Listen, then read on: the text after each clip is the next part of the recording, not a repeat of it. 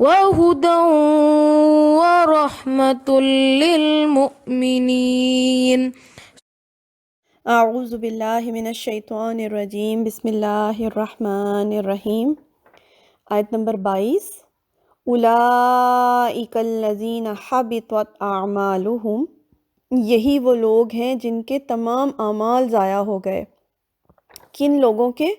جو اللہ کی آیات کے ساتھ کفر کرتے ہیں، اللہ کی آیات کا انکار کرتے ہیں۔ اور کیوں انکار کرتے ہیں؟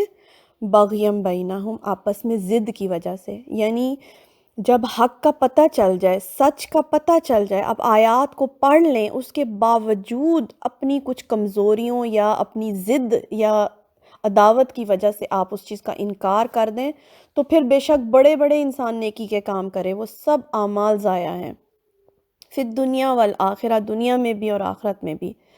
اس مضمون کو نا سورۃ الکہف میں بھی بیان کیا گیا ہے۔ سورۃ الکہف کی آخری آیات ہیں، 105 نمبر آیت ہے، اولئک الذین کفروا بآیات ربہم ولقائہ فحبطت اعمالہم فلا نقیم لہم یوم القیامۃ وزنا۔ اور یہ وہ لوگ ہیں جنہوں نے اپنی رب کی آیات کا انکار کر دیا اور اس کی ملاقات کا انکار کر دیا، تو ان کے تمام اعمال ضائع ہو گئے اور وہ قیامت کے دن ان اعمال کا کوئی وزن نہ پائیں گے۔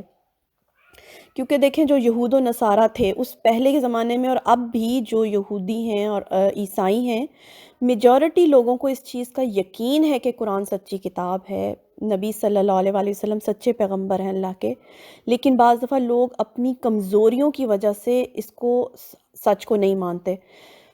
یہ کمزوریاں ہو سکتی ہیں کہ ہمیں کمیونٹی چھوڑنی پڑے گی، ہم در بدر ہو جائیں گے، ہم کیسے اپنا سارا اپنے پیرنٹس کو، اپنی ساری فیملی کو کیسے چھوڑیں، بہت ساری چیزیں ہوتی ہیں جو رکاوٹ بنتی ہیں۔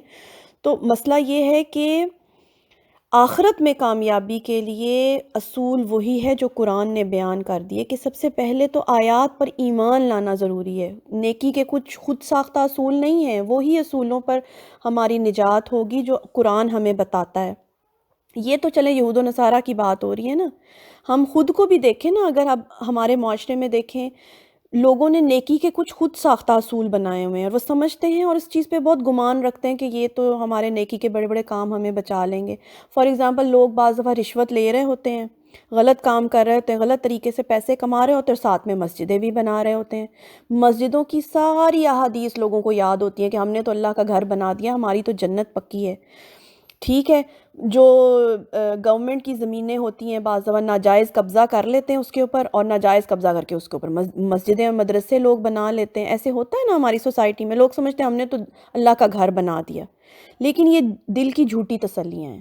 دین کے جو اصولوں پر نجات ہونی ہے وہ وہی ہیں جو قرآن نے ہمیں بتائے ہیں۔ اچھا، بعض لوگ جو ہوتے ہیں سود لے رہے ہوتے ہیں مگر ساتھ ساتھ صدقہ خیرات بھی بہت کر رہے ہوتے ہیں، اور سمجھ رہے ہوتے ہیں ہم نے تو بہت صدقہ خیرات کیا، ہم نے تو لاکھوں روپے بیواؤں اور یتیموں کو دیے، ہماری تو جنت پکی ہے۔ جھوٹ بھی لوگ بولتے ہیں، تہجد بھی پڑھ رہے ہوتے ہیں ساتھ ساتھ۔ ایسے دیکھا ہے نا آپ نے لوگوں کو، لوگ غلط سب کام کریں گے، پھر کہیں گے ہم لوگ تو نبی صلی اللہ علیہ وآلہ وسلم کی امت ہیں، ہماری تو شفاعت پکی ہے، ہمیں تو نبی صلی اللہ علیہ وآلہ وسلم نے بچا لینا ہے۔ جبکہ آپ دیکھیں سیرہ میں آپ نے پڑھا ہوگا، نبی صلی اللہ علیہ وسلم نے جب دعوت کا آغاز کیا ہے تو اپنے گھر والوں کو بلایا اور ایک ایک کا نام لے کے نبی صلی اللہ علیہ وسلم نے کہا، اے میری پھپھو صفیہ، اے میری بیٹی فاطمہ، اپنے لیے کچھ کر لو، کیونکہ میرا نبی ہونا تم لوگوں کے کام نہیں آئے گا۔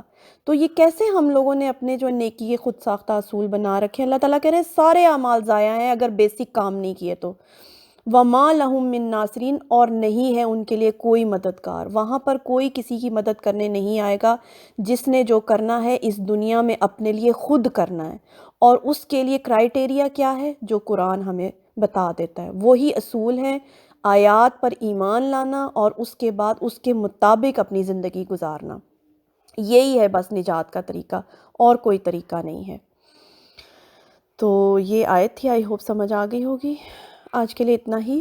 سبحانک اللہم و بحمدک، اشہد ان لا الہ الا انت، استغفرک و اتوب الیک۔